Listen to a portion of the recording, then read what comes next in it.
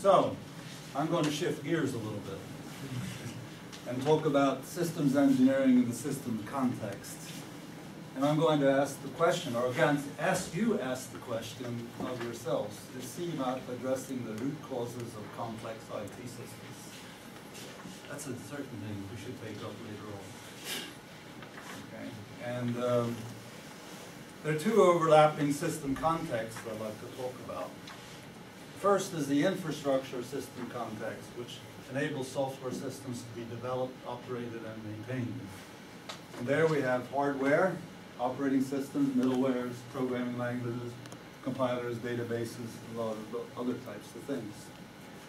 And the other is the application environment, where we build an application, but that application is dependent upon other systems, enabling systems that enable that to be created. There are cooperating systems that software works with in all contexts. There are environmental requirements and influences from the environment as well that have to be taken into account. So let's address these two particular contexts. Having been around in the computer industry since I mentioned 1958, I've had a long experience with the first, and also quite a bit of experience with the second. If we look at infrastructure systems, we continue to suffer from deep root cause problems in function distribution between hardware and software. And this has complicated all software projects certainly since the 70s and even before. The Systems 360 instruction set architecture and the OS and system software mismatch that was created during the 1960s, 63, 64, was, for me, the start of the march into the black hole of complexity. Fred Brooks has documented, of course, this problem with the Mystical Man Month. He was second in command to take over OS 360. He was one of the designers of the hardware. But because of that mismatch, we got this very, very complex kludge OS 360 that nobody understood.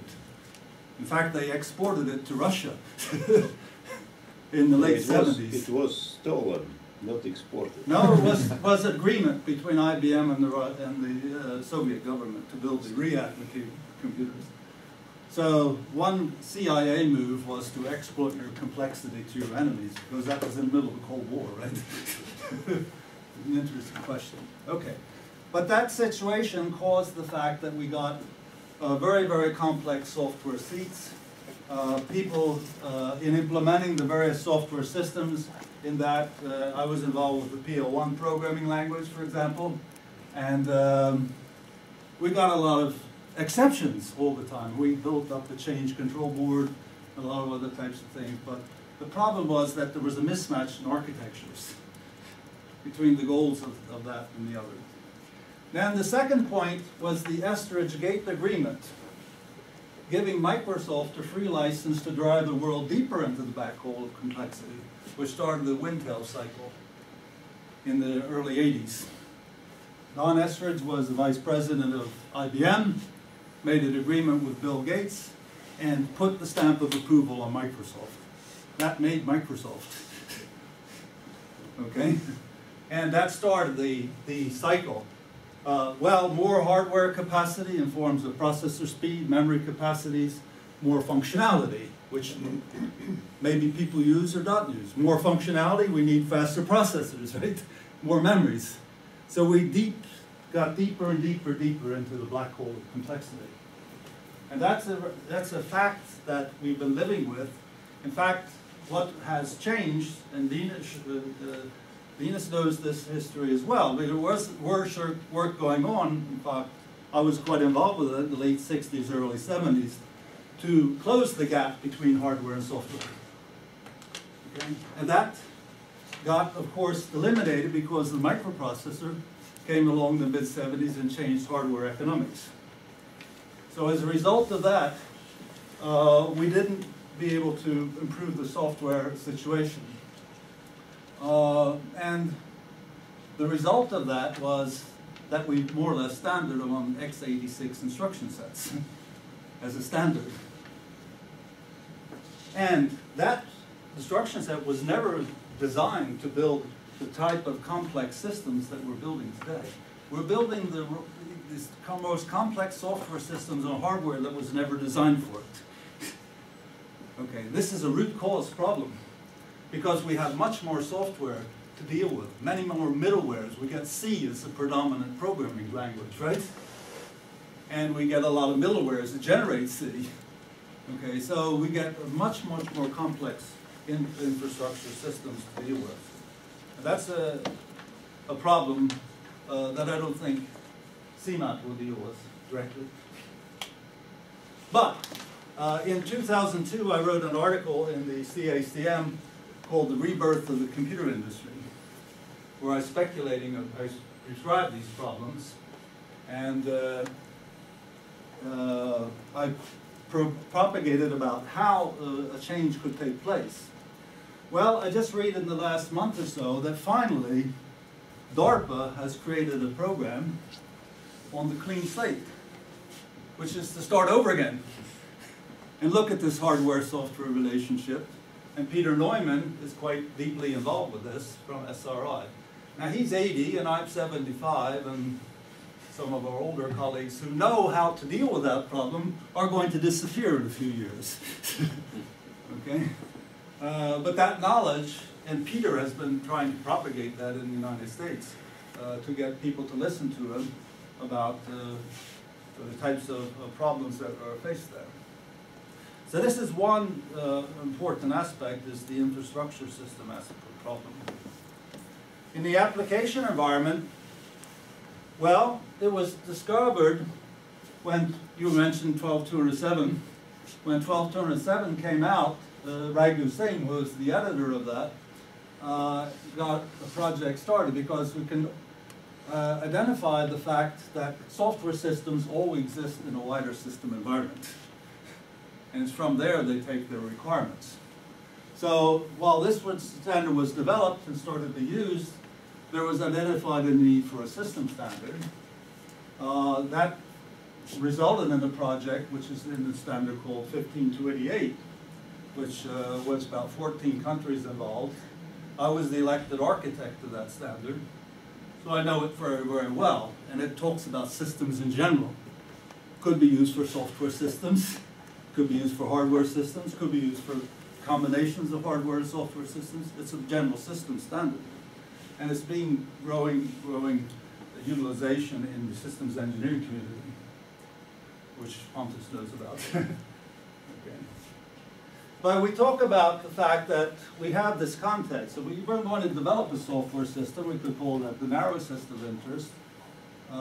And that always exists in a wider system of interest and an environment and a wider environment. So we have enabling systems, cooperating systems, we have culture, we have history, we have laws, we have regulations. And all of these are going to have a rather important impact upon this wider system structure that we have to deal with. So, system contexts add many complexities. We need to be able to think and act in terms of systems. In order to deal even with our software systems, we have to understand the other systems and how they're interacting with the software systems in order to build them properly. And what many other types of factors are. So, I've been working, I've written a book which came out 2010 called A Journey Through the Systems Landscape, which I've been going around the world teaching people how to think and act in terms of systems. Could be software systems, could be any type of systems, or combinations thereof. And in that I developed what I call the universal paradigm, okay, which I call the system coupling diagram. The system coupling diagram is rather straightforward. We talk about a situation, which could be a problem, or in CMAT's term, they use the term opportunity, but it could be an opportunity as well as a problem. In order to deal with the situation, we build respondent systems which interact with the situation and transform that, hopefully, into some other new situation or produce some results. In order to respond, we use various types of system assets.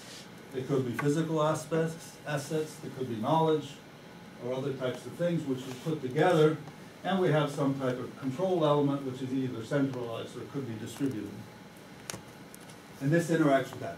This is a universal, this is describing even the CMAT situation, because CMAT is trying to address the situation. It's a response, right? And there are certain assets which are being used in order to try to respond to that. Okay, so that's a good example of using this in that particular context. But we give various names to these systems. It could be natural systems, man-made, or mixed systems. They could be thematic, whether it's talking about war games or business games or other types of simulated environments. And we build respondent systems which we give names to, like project, program, task, mission, and experiment. People look at these as different things, but they're all responding to a situation. That's the only reason we have systems, is to respond to a situation. So we have various types of system assets, facilities, instruments, knowledge, methods, tools, processes, for example.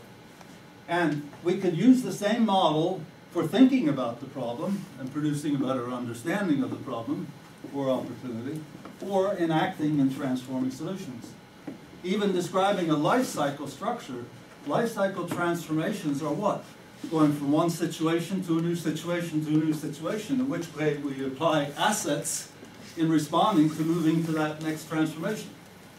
So this works for both planned and unplanned systems. Same model, that's why it's universal. Now one of the things I'd like to talk about is some experience about designing software and hardware. And the thing I've learned mostly is getting this balance right between architecture, process, methods, and tools. If you have a very strong architecture based around a few number of concepts and principles which you follow consistently, you can get by with more lightweight process methods and tools. This is exactly what happened in OS 360. The idea was that there was an original set of concepts about OS 360 which were very good. But after about 6 months, entropy set in, and the whole system became deteriorated. So it changed the balance, right? And started to emphasize heavy processes, methods, and tools when Watts-Humphrey took over as number 3 in the OS 360 domain. Because they were no longer building good products. Okay? They were building shit. And how do you manage shit? Well, you try to evaluate how people manage that shit, right? Okay? So that's exactly what happened. I can give you a counterexample. He had a very good architectural solution to the automatic train control problem in the late 70s here in Sweden. And that architecture is still running on over 1,000 locomotives in Sweden. And including the ones going into Copenhagen. Okay? So, because the architectural concepts were clear, and this was not emphasized. Okay, so the architecture, I can't overemphasize the importance of that. On the other side, there is a relationship between processes, enterprises, and competence also. If I have very weak processes, I tend to compensate that by deep competence in the form of noble heroes, right? And maybe they solve the problem, but they create a maintenance nightmare, right? Okay, so this is an important balance to keep in mind as well. It's the way we should define well-defined processes so that we are not dependent upon heroes. Okay, that's about as much as I could cover. I have 2 more slides, which I presume these will be distributed. So here's a list of things. There were written about this function distribution problem in 1970s. Okay. This was I wrote at another point in time, and I actually contacted Eber at that time because I took up Ericsson blocks and signals as central concepts. Okay, in that paper, if you remember. And that's another good example. Ericsson lived off switching systems were built on a few concepts. Okay? And so, if you get the concepts right, you can really maintain stability. Then I've written about several articles, salvation, system complexity. infrastructure risk reduction, from busyware to stableware. This was this rebirth of the computer industry, and this is this book that I just referred to. And I'll throw one more slide, and some personal experiences of architecture driving concepts. I happen to have been the inventor of the pointer variable in 1964. I was granted a Computer Pioneer Award for that in the year 2000 by IEEE. But that's based upon the concepts of linked lists, data prima, and indirect addressing. A few concepts which put together provided a very powerful facility.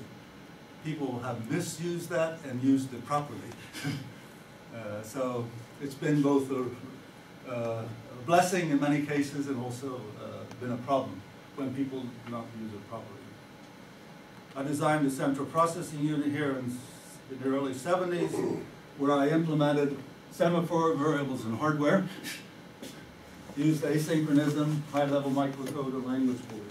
That would have been a perfect machine to implement this relationship between hardware and software. The microprocessor moved this into a completely different thing. Worked on the power system in Barcelona for a company where we used Bohr's monitors, and Per Brink-Hansen and C.O. Hoare wrote about monitors and asynchronous approach there. It was a very successful system.